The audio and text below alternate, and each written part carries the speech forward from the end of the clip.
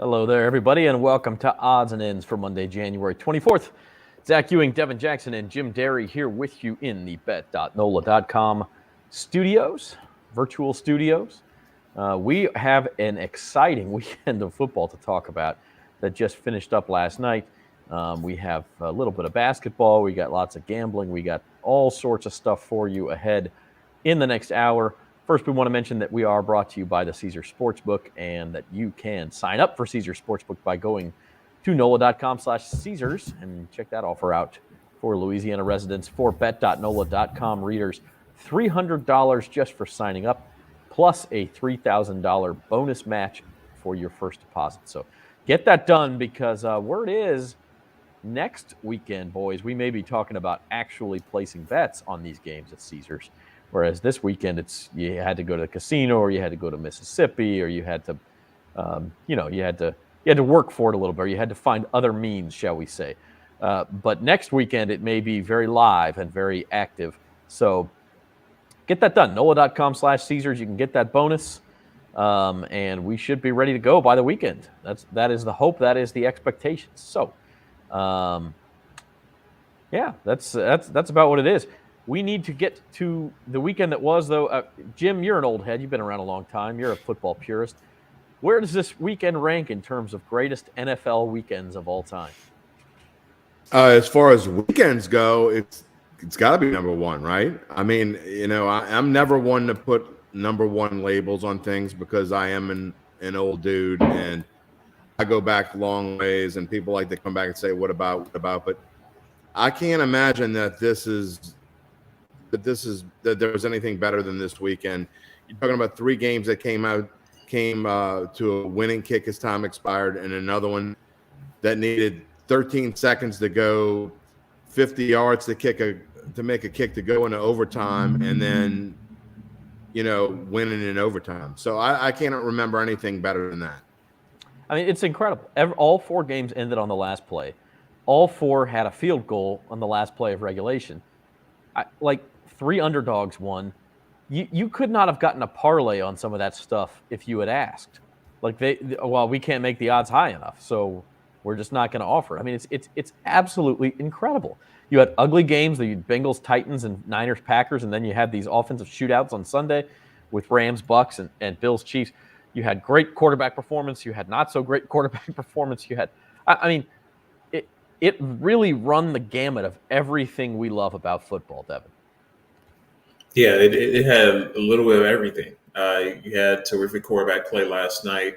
Saturday, you had some great defenses on both sides in both games, making great plays. And you had a game-winning touchdown, game-winning field goals. I mean, it was about everything you could ask for in a playoff Saturday and Sunday. Just phenomenal games from start to finish. They were all compelling in some way or fashion. And it seemed like there was a team that was leading throughout, except for the Chiefs and Bills game. The other three games, it looked like there was one team leading throughout, and then the fourth quarter came and things went back and forth. So definitely a fun weekend of football. Yeah. It was a good weekend to bet teasers, too. And although one teaser that you liked the best didn't work out because I think the Packers and the Bucks were the only teams. I guess the Bucks, it would have been a push on a teaser. Yeah, it was not a good week for teasers for sure. But I only did that one. Look, I thought the Packers game obviously messed up a lot of things for a lot of people. And then you look at the Bengals Titans. I know several people who thought the Titans were their best pick of the week. I mean, how could you not? I'm one of them. How could you not like the Titans there? I mean, and going back and thinking about it, not so much the 49ers Packers, because there were plenty enough bets on the Niners there, but there was so many people on the Titans that really should have been a big red flag that the Titans, the Bengals were the pick there. So, talk about fading the public, and it doesn't always work, but when you look and hear the talk of the talking heads and everybody, Tennessee was the one where I didn't, I heard a lot of people picking San Francisco, so that doesn't necessarily surprise me. And they got really lucky to win that game, let's face it. But I think Cincinnati's the one that no one saw coming except for the Burrow and Chase fans around Southern Louisiana, and maybe the Who Days in Ohio. The Who Dats and the Who Days. Yeah. I mean, when it's weird because we talk about were the Niners lucky? Yeah, I mean, based on the fact they were down 10-3 with 8 minutes to play, they get a block they punt. Lucky. They don't get a block punt. They don't win.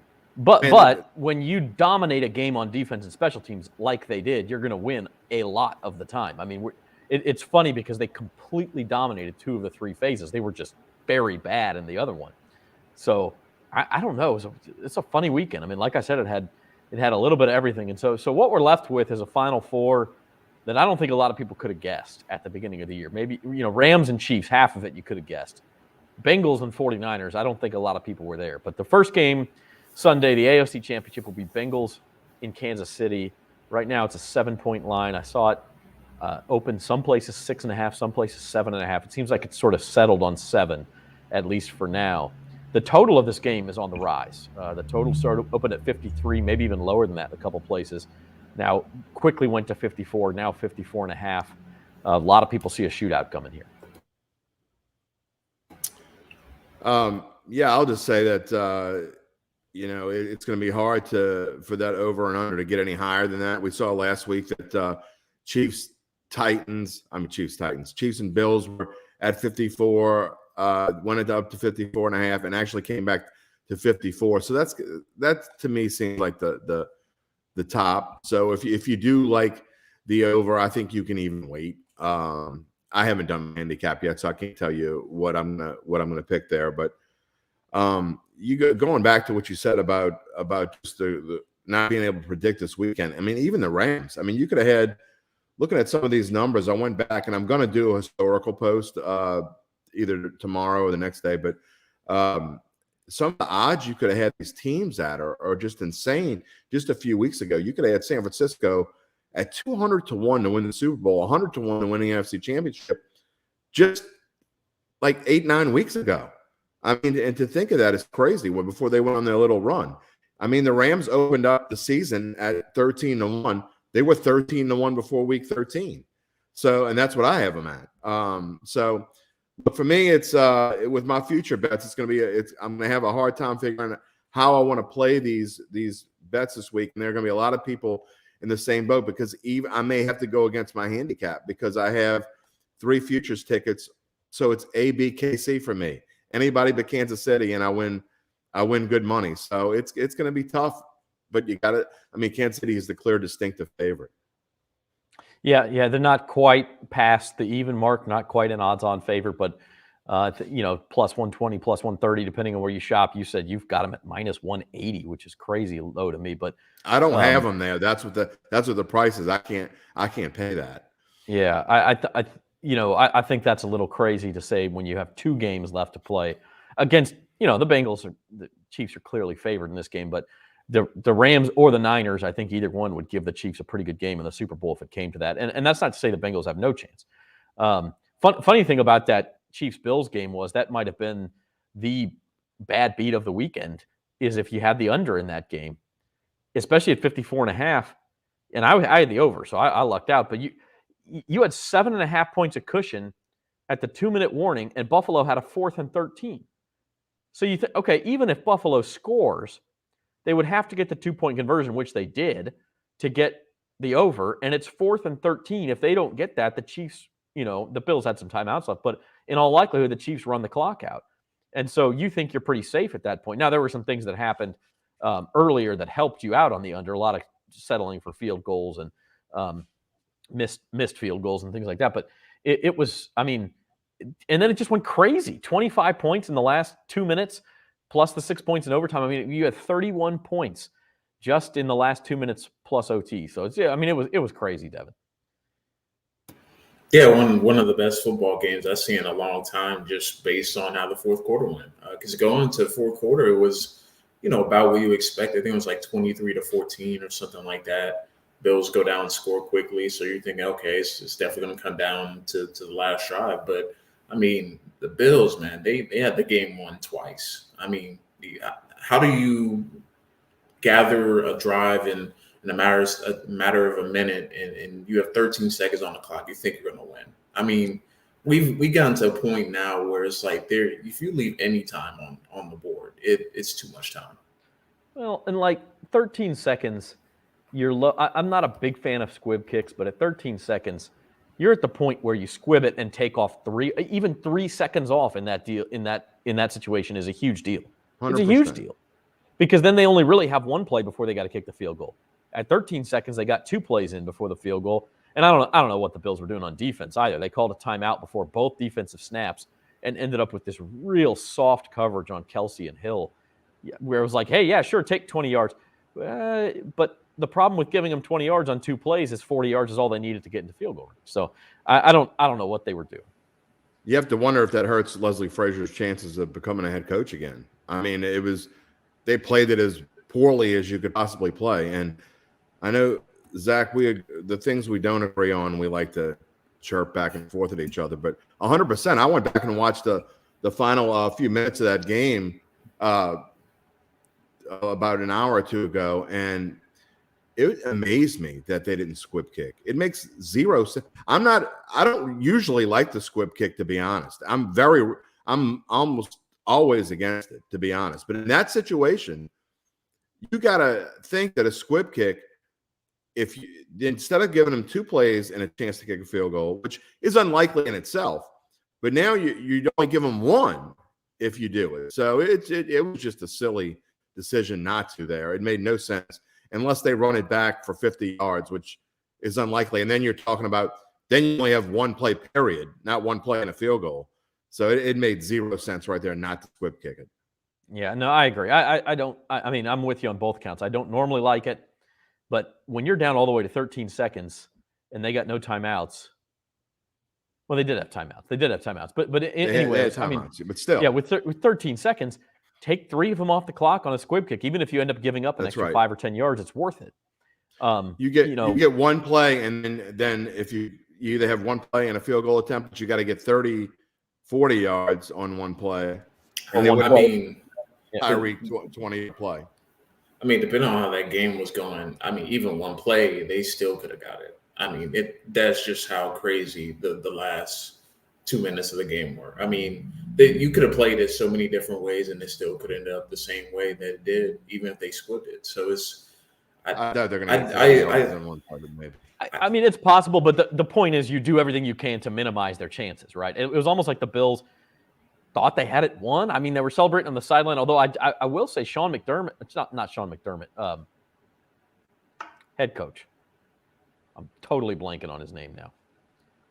Sean McDermott. Yeah, I'm getting confused with Sean McDermott. Am I missing something? No, Sean McDermott. The funny thing was, what he was like, there was a staffer who like jumped into his arms or something, and he kind of had the attitude of like, "Hey, game's not over. Hold on now." So it was almost like he was thinking about it, like, "Hey, 13 seconds enough for Patrick Mahomes to do something." But then they kind of screwed the pooch on everything from that point on. I don't, and I guess we ought to talk about the overtime rules too. I know it's the hot topic today. How do y'all feel about the overtime rules? Is a change needed? I mean, on one hand, it's just freaking stop them and you don't have to worry about it. On the other hand, to see Josh Allen sitting on the sideline after he lost the coin toss and never touched the ball again, from a neutral perspective, is just not good. Devin, I'll let you go first because I'm guessing you agree with Zach, and I probably don't. So go ahead. I think the only change, if there's going to be a change, is just play the 15 minutes out or 10 minutes out of overtime and just play it like a regular quarter. That would be my only suggestion or change that I make to the overtime rules, because I think if you change the format or you change how they do it now, it's just going to be a situation where it's probably going to be changed again, or someone doesn't like the rules if they're changed to the old college rules. So I think if you're going to change them, I would change it to just play the entire quarter out in the playoffs. I would say the playoffs is when you can make the exception. Regular season, I think there's really, I don't think there's really much you can do there in terms of changing it. But I do think in a playoff setting, if they're if they want to make a change, I would just play the entire quarter out instead of making it the first team that gets it, scores a touchdown and wins. I think that's the only change that could be made there. I mean, you could also say both teams get a possession, even if the first team scores a touchdown, second team gets a chance, and if they, then you can start to get into, well, one team might go for two, and you get more variations that way. So you could do that. The regular season, I mean, last night I was pretty emotional about it. I thought this is crap. They need to change this. I've kind of mellowed on it a little bit. I do think it's still sour not to see, one of the two best players on the field get another chance. Jim, what is your take?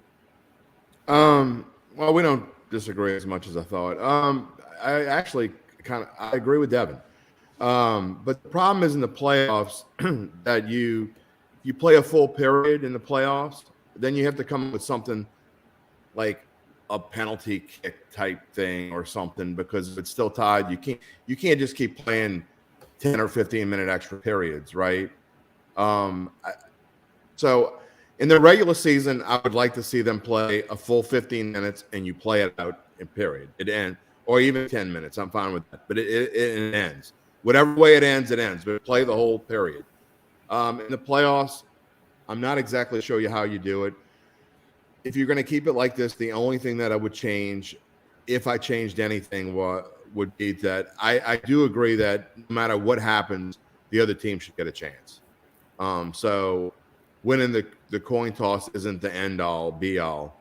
Like yesterday, you knew whoever won that coin toss they had about a 75% chance of winning the game because they hadn't been stopped for the last, 5 drives or whatever. So if there was anything I would change, if they're going to keep it this way, it would be to do that, to make it so both teams have a chance.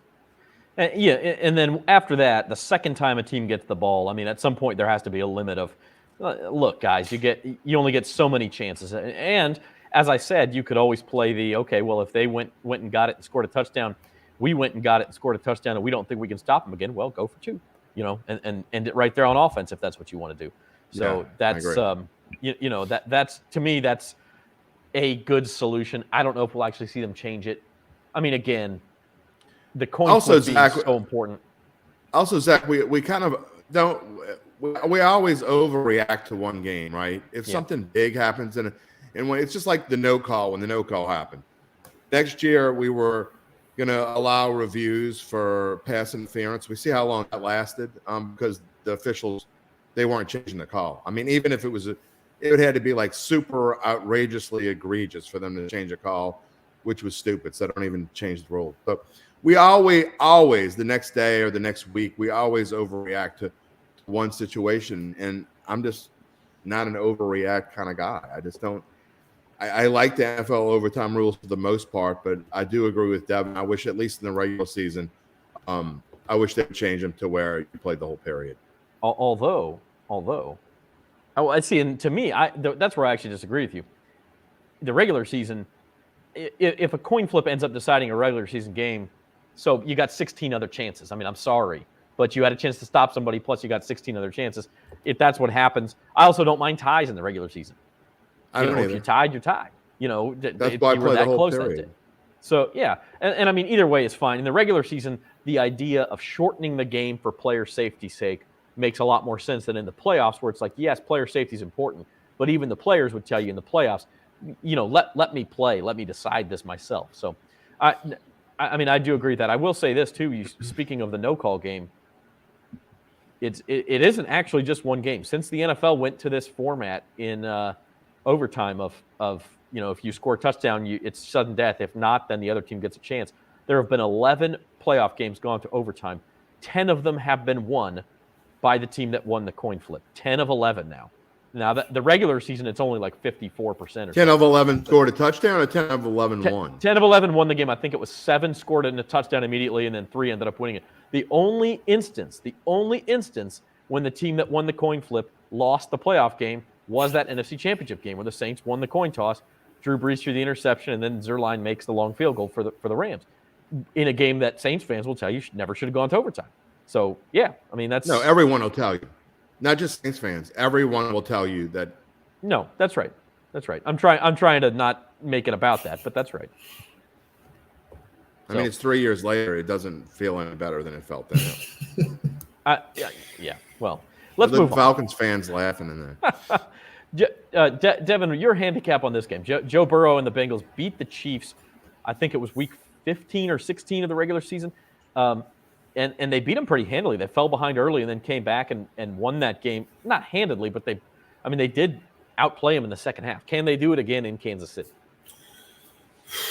It's going to be tough.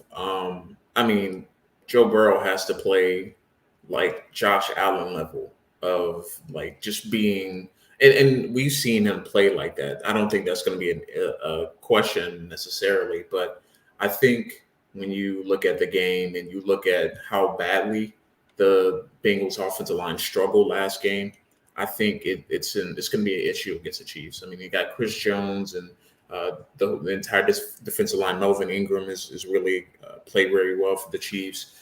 So I don't like the Bengals' chances on Sunday. I don't think it's impossible for them to win, but I think they have to play about as perfect game as you can. And I just think you have to be able to create some turnovers and just score pretty much every time you get the ball. I mean, and I just worry about the protection breaking down for Joe Burrow, and I like whenever the over and under is set, I like the over to hit in this game because I like Cincy's defense, but I don't think they have enough in their secondary to consistently stop Patrick Mahomes and their offense.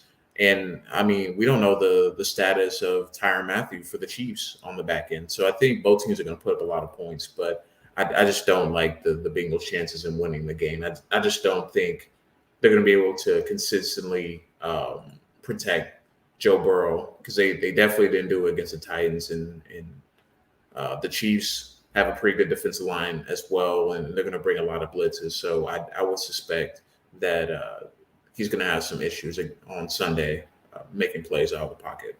I agree with all that, and I'm like Jim. I haven't completely decided yet, but I'm leaning Chiefs and over. That kind of seems like the square side, Jim.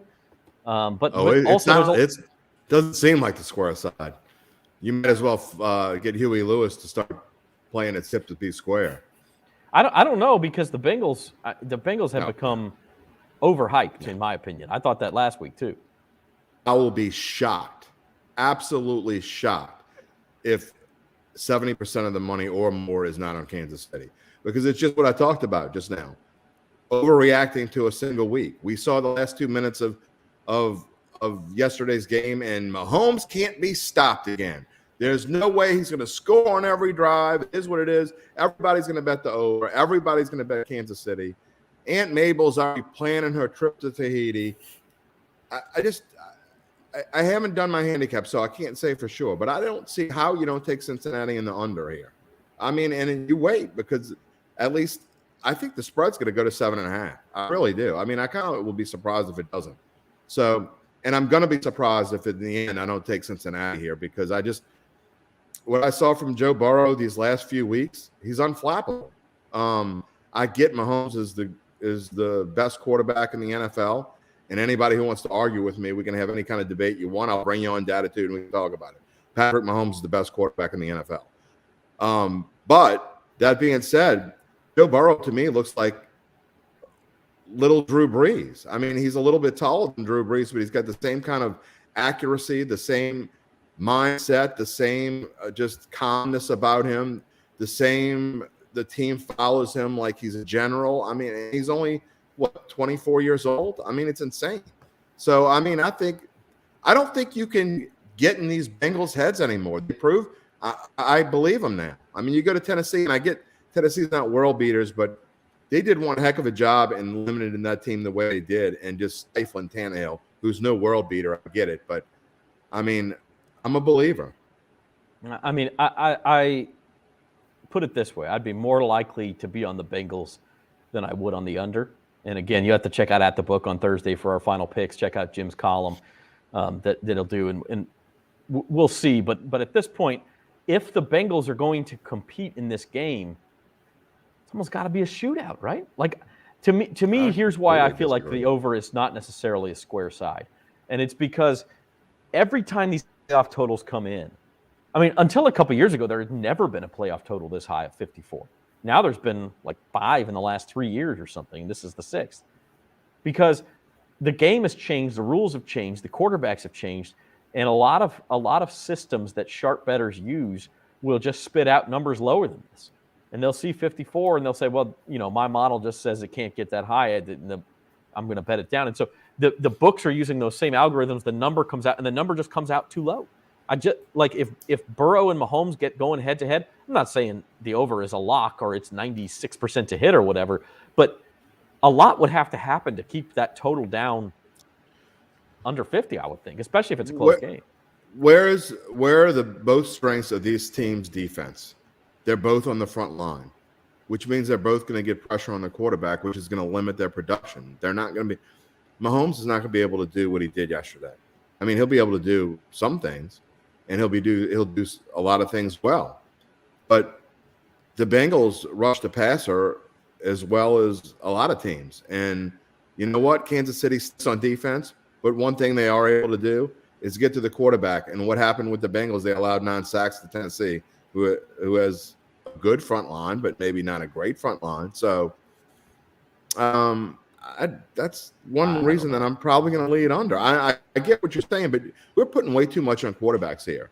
And I also, what Devin said about Tyrann Mathieu, I mean, you got to think he's probably not going to play next week. I mean, he didn't just go out. I mean, they were talking about how he didn't know what planet he was on almost. So, and if he's out, we saw what, again, Burrow's maybe not Josh Allen as far as be able to carve up things like that. And I don't think the Bengals have as many weapons, although they do have a lot of weapons. I hear what you're saying about algorithms and they spit things out too low, and I don't disagree with that. But I can tell you right now, I think most sharps are going to be pounding under here, and most Aunt Mabels and Drunk Joes are going to be pounding the over. And I don't think it's going to change much. I think it's going to be right around where it is now. And I don't think Cincinnati can win a shootout. I really don't. So I think the opposite. I think if it's a shootout, Kansas City's going to win easily. Maybe that's why I like Kansas City in the over. We'll see. Maybe. Look, my thing is Cincinnati's strength of his defense the D-line? Yes. Is their D-line better than Buffalo's? Not really. Is Buffalo better in the back seven? Absolutely. And Mahomes just carved them up. I mean, that Buffalo defense was designed specifically to stop the Chiefs. And so, could the Chiefs win, if things go south for Burrow, could they win 35-13 and keep it under? Yeah, they could. But again, if you trust in Joe Burrow to score some points and to keep this thing close, I just see the over. Well, we'll talk more about it. Kansas City only scored 26 till they started playing that soft coverage. I mean, it's like the old Jim Mora prevent defense for the old enough guys like me who remember back then. I mean, the Saints didn't give up any points till they started playing prevent defense. And the Bills gave up 26, which was actually under the KC total. And like you say, if the Bills don't get the 4th and 13, then where are we? I mean, we're not talking about that's true. Shootouts and things. I mean, that is true. I also think the defenses were just gassed at the end, plain and simple. That's also like I think both teams' defenses were gassed.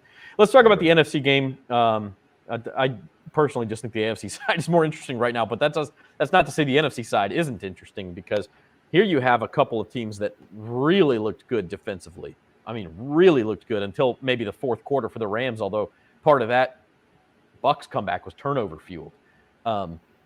These teams, I mean, you're talking about here's a game where I do like the under, and I do think this is going to be a rock fight.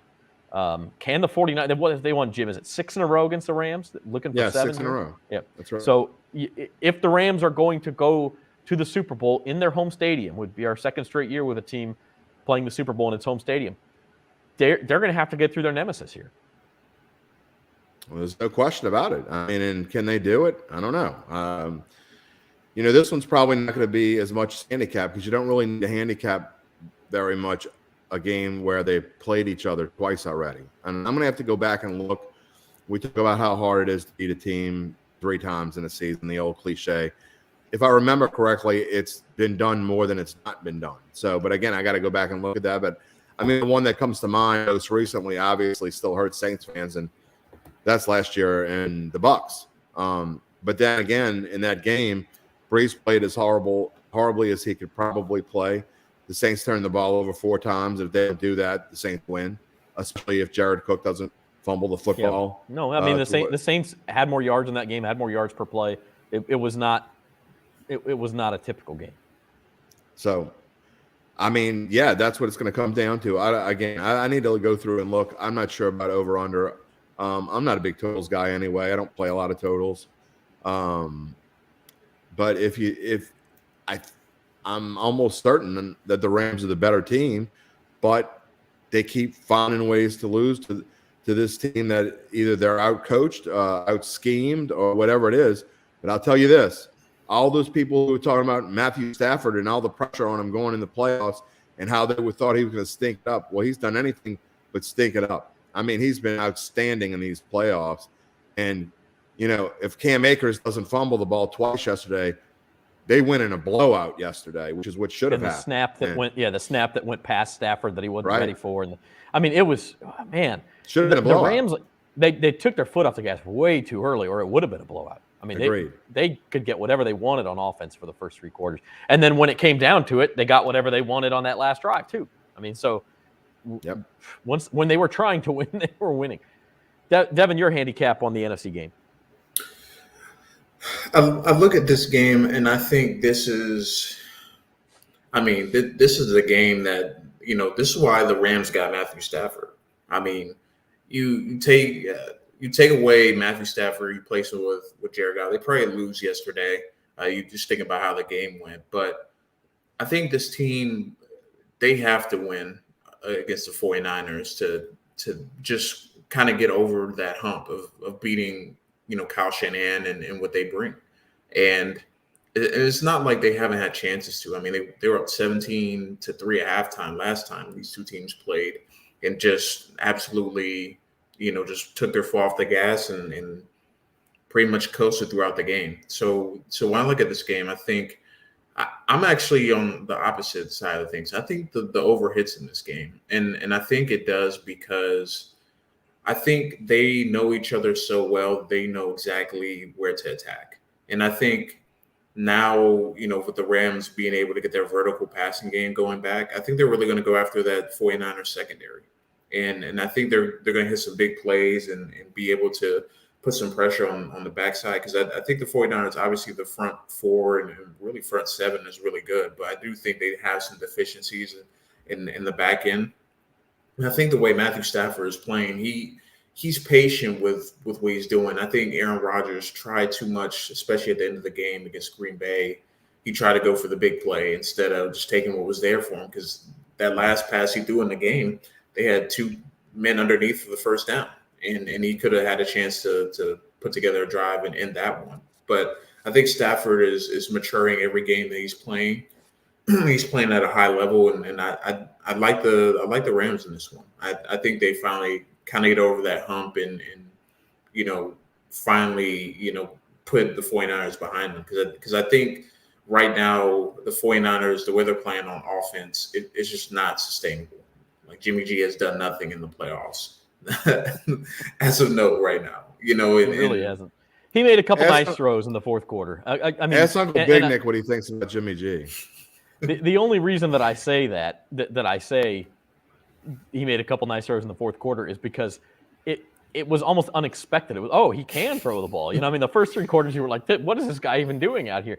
And then he did make a couple nice throws on the drive that I think they ended on a 4th and 1 and got stuffed. And then on the game-winning field goal drive, he finally got it going a little bit.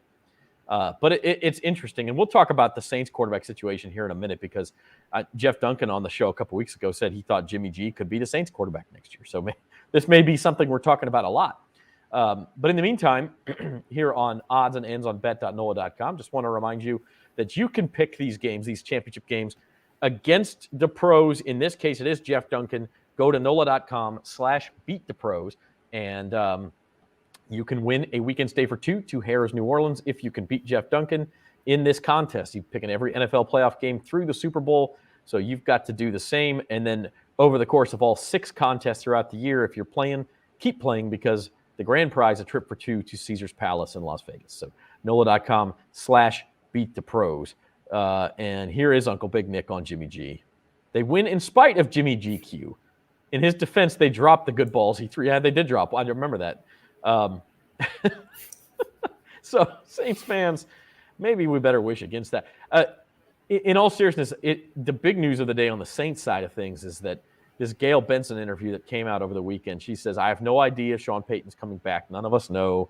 Sean does what he does. I'm paraphrasing here, but she basically was laughing about it and saying, we don't know what Sean's going to do. Sean's going to do what he wants to do. Jim, you and I were talking about it pre-show. I don't think, and you don't think there's any chance he leaves for another team, especially not at this stage. There is a chance he says, I'm tired. All these injuries, all this COVID problem, I'm sick of it. I want to take a week off and go work for a TV station, and then I'll come back. And whether he comes back to the Saints or not, who knows? But I think that's at least a legit possibility. Yeah, he probably wouldn't come back to the Saints at that point. I think this is all some kind of smoke screen. I'm not sure who he's telling what to. First of all, if Jay Glazer isn't breaking Sean Payton news, I don't believe it because they're like joined at the hip. So the fact that Ian Rappaport is saying this stuff, he's getting it probably from someone inside the Saints organization that's just throwing this out there. It's not coming from Sean Payton. So Glazer did have an interview, by the way, not with Payton, but on, I don't remember what radio station, but I saw the tweet. And he's echoed sort of what we were saying is that Payton's not leaving for another team. Could he take a break? Yes, that could happen. So there's at least a possibility. I will say this. I would doubt seriously that Sean Payton would leave this team hanging in the lurch. So he either does it very, very soon or he doesn't do it at all. He's not going to he's not going to do what Drew Brees did and wait till March or whatever it was to make his decision. He's going to come out and say within the next week or so, because honestly, if the Saints need to look for another coach, likely the next person in line would be Dennis Allen, who's about to go and talk to the Bears for their open position. So he's not going to leave the Saints hanging. Again, if he doesn't do it by maybe early week after next, so the next 10 days, he's staying. Yeah, I agree. If something happens, it'll happen fast. Cowboys suck, says Tyreek took 100 years off my life. You got to explain that. Was that a bet or was that are you rooting for the Chiefs or what? What was the deal? Give us a follow-up on that because 100 years is a long time. Switching topics just for a minute, I do want to talk a little bit of basketball before we go. LSU lost on Saturday to Tennessee. They are in a little bit of a tailspin. I think if you look at KenPom, the efficiency website, they got the number one defense in the country, and on offense they're like number 132 or something. They go into some droughts that are ugly. Oh, I got Super Bowl odds to talk about too. We'll talk about that in a little bit. We'll end the show with some Super Bowl odds. But while we're at it, LSU a couple weeks ago looked like, hey, this team's got something, and they play good enough defense to compete with anybody. And I suppose that's technically true. I just don't see them winning 6 meaningful games in a row in March unless something changes on the offensive end. Couple things. First off, Will Wade's tirades have obviously ticked off the officials so bad because they have any call that's even kind of close, they've got no calls the past couple. I'm not blaming that. I'm not saying that's the reason why they lost, but the officiating the past couple games has been obscenely bad. And the Alabama game I thought was terrible. The Tennessee game they were going to lose anyway, but the Alabama game I thought was real bad. I'm not blaming it on the officials so much, but they've been I don't know if they have had two crews who hate Will Wade or whatever, but that leads me to my next point. I think Wade has done an awful job the past couple of weeks. I really do. You can't go off on and I'm as high strung, and when I was coaching back in the day, I've got my share of texts, Lord knows. But you cannot when you're coaching a college basketball team, you have to be in control. Your players feed off of what you do. And you're not going to get any more calls by acting like a moron. And so, maybe the refs, it's not he's not Coach K. If Coach K had the once a year time that he gets mad and refs, whoa, Coach K's getting mad at me. It doesn't work that way for somebody like Will Wade. You can't just go off on a tirade and say the things that you can read his lips that he was saying and just get away with it. Officials are going to hold that against you, and they're going to hold it against your team. And again, your team starts if you start saying we're getting hosed, then your players are like, yeah, we're getting hosed. I mean, and it just he didn't do, first of all, and another thing, he didn't do anything against Tennessee to quell the beefs that the two teams were having against one another. He was almost like adding gasoline to the fire. I mean, you got to get in there and calm your teams down and get your team out of that mess. He's more worried about yelling at a ref at halftime, and he's got his players like going against Tennessee players. You can't do that. Yeah, he's kind of persona non grata in college basketball circles anyway. And once you start getting a reputation as a complainer, that makes it pretty difficult. Yeah. I don't know. The point is they're not making enough shots, and it's weird because Will Wade. Terrible. Yeah, I mean, if you look at not just his LSU teams that have all been good on offense, and if they've had deficiencies, it's been on defense. His VCU teams were like that too. He's a very good offensive coach, always has been. Recruits offensive talent, is able to coach it up. This year, he's proven that he can coach a good defense up, but it's like he doesn't have anybody who can make a shot. So it's just bizarre. They miss Xavier Pinson for sure. Now, without a doubt. I don't know that he's going to make a huge difference, but you're talking about a team that was in a conversation for a number 1 seed just a couple of weeks ago and is now probably more in the 4 or 5 range and slipping from there. So they've got to pull out of it, and maybe Xavier Pinson helps them do that. The news of the day in college basketball, by the way, is you're watching Odds and Ends here on bet.nola.com. The Auburn Tigers go to number 1 in the AP poll for the first time in school history this morning. Now, as you look at this, you still have Gonzaga, Duke, Baylor, and Purdue ahead of them in the odds. They're 12-1 to win the title. Auburn's got a legitimately good team. I mean, I think they're number 5 in Ken Pom. This is not like a flash in the pan that's won some lucky games. I mean, this is a good team. And I don't know. I don't know how much y'all have watched them play, but we're not talking about a team that is at a talent deficiency, Devin.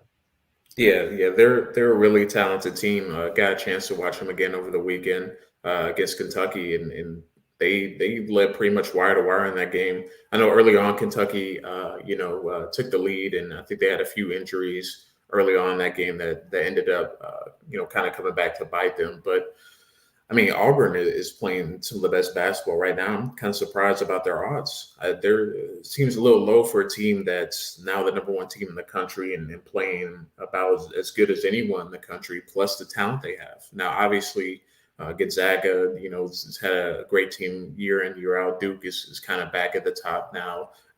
Baylor, I worry a little bit about them because the Big 12 is wide open right now. There's a lot of good teams in the Big 12. So I kind of worry about them as the season goes on. They take some losses here and there. They might not be as highly ranked in a few weeks from now. So I think Auburn right now, you look at the board, that's pretty good value for them, 12-1 odds, and they're only going to continue to play better over the course of the season. Because they're still gelling and still figuring each other out. But the way they're playing right now, I mean, it's not that it's unsustainable. Obviously, they're going to hit a slump here or there during the season, but the way they play offensively and transition is about as good a team in college basketball as there is. I will say this, though. Go ahead, Jim. I'll say that if you look at this list, I think you have to think Auburn has a better than 50-50 chance of getting a number 1 seed, right? And if you're going to say that, even if it's close, I mean, 12-1 is insanely too low or too high, I guess. You're going to get a good path as a huge value on them. So, I mean, again, I just looking at who they've beaten already, what their schedule is going forward. They could probably lose 2 SEC games, and which I don't necessarily think they're going to do. If they lose 1 SEC game and make it to the semifinals of the tournament, they're a 1 seed. Or if they lose 2 SEC games and win the championship of the SEC, they're going to be a 1 seed. Any of those things. So it depends on what everybody else does too. But yeah, I hear what you're saying. I mean, but if you're looking at this list, if you're looking at this list, the 4 1 seeds are going to come from this list. I mean, almost certainly. So where do you rank them chances? Gonzaga and Duke are almost certainly going to be 1 seeds. Baylor, Purdue, Auburn, and Kansas are going to be fighting it out for the other 2. Excuse me. So if you look at Auburn's schedule, 50-50. Yeah, look at their schedule. Their remaining road games, because home games. I mean, look, they're going to be a huge favorite in any home game the rest of the way. Doesn't mean they'll win them all, but they'll be huge favorites. Their remaining road games tomorrow at Mizzou, they'll be a huge favorite in that game. At Georgia, they'll be a huge favorite in that game. At Arkansas could be tricky. At Florida could be tricky. At Mississippi State could be tricky, and then they're at Tennessee. So, they have a – but, again, I don't know that I see more than 2 losses in there. It's maybe 3. But depending on what other teams do, you still might be talking about a 1 seed. To Devin's point, I will say about Baylor, if I like Baylor, I would root for them to lose a couple because they're talented enough to where if they go from 10-1, they lose a couple, and you can get them at 12-1. Maybe they're a 2 seed if they lose a couple. That's a 2 seed that could easily win it all. And so in college basketball, losing a couple games, maybe you miss out on the Big 12 title. That's not going to really change my viewpoint for them to win the national title a whole lot. Maybe being a 1 seed versus a 2 seed, you get a slightly tougher path, but I still think there could be value there too. Well, all that being said, I as good as the odds are on Auburn, I don't really think anybody's going to beat Gonzaga or Duke. And more specifically, I think Gonzaga is a over. I feel about how I feel about Gonzaga is kind of how I felt about Georgia in October. I felt that way about Gonzaga last year too. Yeah, and I do think they're the best team. But college basketball, man, it's just it's tough. It's different because it is. It's hard. The other team I will say to look to keep an eye out for on this list, and Pac-12 hadn't been real good recently in any sport. Arizona's got a damn good basketball team. They are really, really good, and I think there's value on them at 18-1. So they're Ken Pom number 2. They're number 8 on offense, number 9 on defense, which usually champions are balanced like that. I really like Arizona. And at 18-1, again, I think those are odds that are just going down. So speaking of basketball, in the pro game tonight, the Pelicans have had a rarity, actually, in the NBA. 3 days off. They didn't play since they won at the Knicks on Thursday. They're at home tonight against Indiana, and I think this has actually moved up to 3.5 since this morning. But the Pels, keep grinding, and we'll see what they can do if they can get into that play-in game, I guess.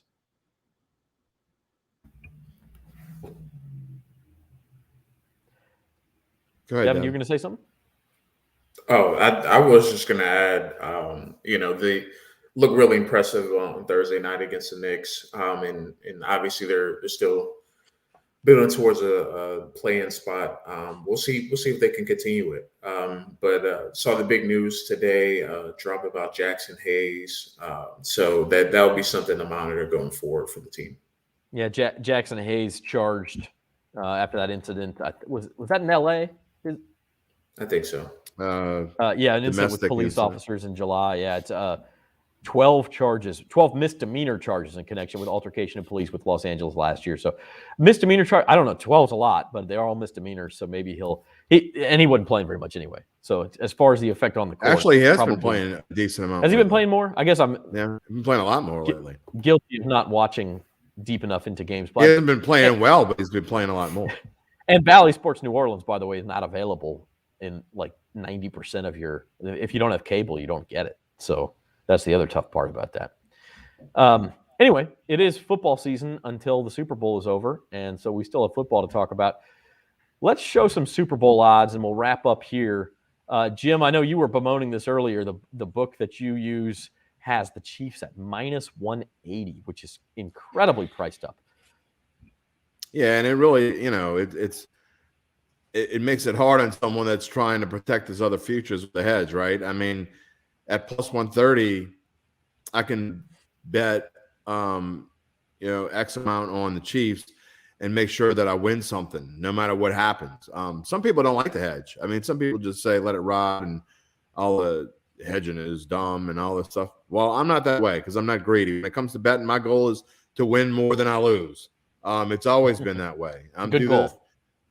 I do this really for fun more than anything. I mean, sure, I want to win money like the next guy, but so yeah, -180 is unplayable. I mean, and I don't see anyone that would play that at -180. So the Caesars Sportsbook app can't open soon enough for me. But as far as odds go, if you're looking for value, even though I do like the Rams this weekend, I think the best value on this list has got to be the 49ers at 4.5-1 because they certainly aren't more than what are their odds this weekend going? I haven't looked at the main line yet, but it's got to be 180-ish, plus 180-ish or something like that. So you're getting really good value there. I mean, sure, if you want to take a flyer still on the Bengals, I mean, I got them at 100 to 1 in October, and you could have got them at 200 to 1 before week 3, which is still insane. 25 to 1 before the final week of the regular season to win the Super Bowl. That's insane that it's that high. So, I mean, it's kind of hard. And you look at the exact odds that we talk about, I almost prefer to just take something along those lines. Maybe I'll be better off picking that. But yeah, I don't know if the Bengals can win or not, but 7.5 to 1 worth of flyer. The 49ers is still my best bargain. You're talking about just the regular odds, the 49ers, plus 450. Yeah. It's interesting when you look at this, and you'd have to sit and do the math, but Chiefs at plus 130, if you took them both at plus 240 over the Rams exacta and plus 450 over the Niners exacta, the math might work out better in your favor that way. I would have to, if you do think the Chiefs will end up as champions, I would have to sit and do the math, but it'd be pretty close. I don't Devin, think your I have thoughts this on my list yet. What the exact odds? Yeah, that would be curious to see if it was priced similarly. Devin, looking at these exact odds, any values for you here? A lot of odds there. I mean, realistically, I think probably the one that definitely, I don't want to say definitely could happen, but there's a small possibility. I do think the 49ers over the Chiefs plus 600 is one that could be intriguing because, the 49ers have the defense to match, kind of what, Kansas City likes to do. They're familiar with this team, played them a couple years ago in the Super Bowl. They had the lead on them after 3 quarters. Yeah, I mean they had pretty much everything going for them. They just needed to close the game. So they have the cool, they'll match up everywhere, especially in the secondary. But if you look at someone to defend Kelsey, I mean, you got Fred Warner. So they have the defensive line built to really put pressure on Patrick Mahomes and make life difficult. But I just think the more realistic one could be those top 2 ones, obviously. But I think the Chiefs over the 49ers over the Chiefs is a long shot that could happen. But I could see it happening in a game where the 49ers play up to their potential and the offense actually gets going and scores points. So I think that's the one to watch. Yeah, no, I like that take because matchup wise, it does kind of seem now. The issue is the 49ers got to get by the Rams again first. Nice little boost. I mean, if you look at Rams plus 210, you could boost them up to plus 300 if you think they end up winning this thing. If you do think the Chiefs will be the AFC rep. But it's interesting to kind of play with these things, especially in a hedging perspective. Anyway, that's what we got for today. We do encourage you again to download that Caesars Sportsbook app. Go to NOLA.com/Caesars. You see it there in the green box. It's worth $300 right off the bat. It could be worth up to $3,300 if you put in enough money, you play your cards right, you win some bets, you could make a lot more than that. So it is worth it. It is coming. NOLA.com/Caesars. And before we leave you, by the way, on Thursday at the book at 4 o'clock, we'll have best bets for you. We'll take a closer look at these conference championship games, of course. And maybe we'll actually have some good news on baseball. I know we talked about that some last week. They supposedly met for 2.5 hours today, the Major League Baseball and the Union. So maybe there'll be some good news. I'm hopeful for that. But in the meantime, this is Odds and Ends, and we will close with some final thoughts. First from you, Devin Jackson. I mean, playoff football is still king. There's just nothing I don't think that could top. I mean, besides March Madness, I think the NFL playoffs, just the way they are now, they set it up perfectly every year, where the 2 best games are usually on Sundays, and they end in pretty thrilling fashion. So I just think we're in store for another great day of football this upcoming Sunday, and looking forward to seeing hopefully some new blood in the Super Bowl. Could be a long shot for the Bengals to win, but I think it would be a great story if the Bengals found a way to win in Kansas City on Sunday. Jim Derry. My closing thought is a stat for you, Zach Ewing and Devin Jackson. Teams in the playoffs that have won this season so far have gone for it on fourth down exactly 4 times. Teams that haven't won in the playoffs this postseason have gone for it 24 times. 6-1, boys and girls. 6-1. That is about the most misleading stat I think that you've ever come up with, and that's saying something for you. Because you're counting this. You're talking about the Steelers who got bombed by 21 points. Okay, you're talking about the Eagles who got bombed by 20 points. The Steelers only went for it twice. What about the Bucs yesterday? The Bucs yesterday went for it 4 times and got it twice. Okay, what about the Bills yesterday? Okay, take those out. The Bills lost. Now, the Bills, by the way, had they not gone for it on fourth down so many times, would not have even been close. They had to go for it for sure. They converted 2 fourth downs on their first drive, one from their own territory, which is the Jim Derry. That was stupid, by the way. It wasn't stupid. It worked. If they don't do that, they don't even get to overtime. Stupid. If I rob a bank and don't get caught, doesn't mean it's A, smart, or B, a good thing to do. No, just because you punt on 4th and 1 and you get a stop doesn't make that smart either. Huh? Just saying. And this is absolutely true. You always hear about the decision. Oh, they went for it on 4th down. What an idiot. I can't believe they would risk that. You don't hear about it when the Bills convert 2 fourth downs and get an opening touchdown in a playoff game. Huge plays. 24-4. You don't hear about it when that happens, but you hear about it when the Titans go for it and pass up a field goal. You can have your opinions all year long. I haven't stated a single opinion except for the Bills' first 4th down, which was dumb. Yeah, that Other than that, I'm just stating a fact. A fact is the teams that won in the playoffs have gone for it 4 total times in 6 games. The teams that have lost have gone for it 24 times. That's my closing thought of the day. Teams that are ahead don't need to go for it on 4th down. Simple. Not 6-1. Well, it's not a 6-1 margin. Take the stats out from the 4th quarter of those games and see what we got. Make you do a little more research, and we'll talk about it. No problem. That's easy to do. All right. The Bills lose that game by 10 points if they don't go for it on 4th down in the first quarter. You're extrapolating something that happens in the first quarter that would never change the course of the game, right? 7 points wouldn't change the course of that game? It would never change the course of a game. Sure, you can subtract points from anything, but you think that game is going to play out exactly the same way? Like it'll be the same exact plays and everything if they don't go for it on 4th down, right? I'll leave you with a Jim Mora thought. You play to win the game. No, that's Herm. Punts don't win. That's Herm. I'm sorry. What am I saying? That's Herm. You don't punt to win the game. You don't punt. I don't think Herm was talking about going for it on 4th down. That's playing to win, man. That's playing to win. I'll leave you with this. The NFL, it's similar to Devin's thought. It's the greatest theater in the world, point blank.